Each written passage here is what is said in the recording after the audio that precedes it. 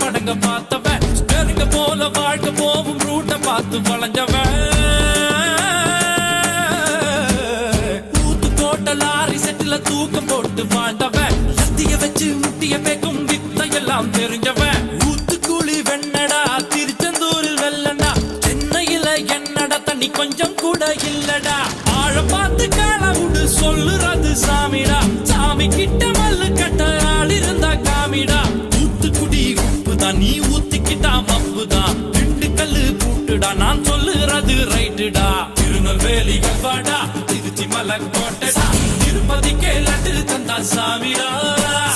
இருட்டு கட்ட அல்வாடா இட்லி கட்ட ஆயாடா உருட்டு கட்ட சத்தம் கேட்டா சாமிடா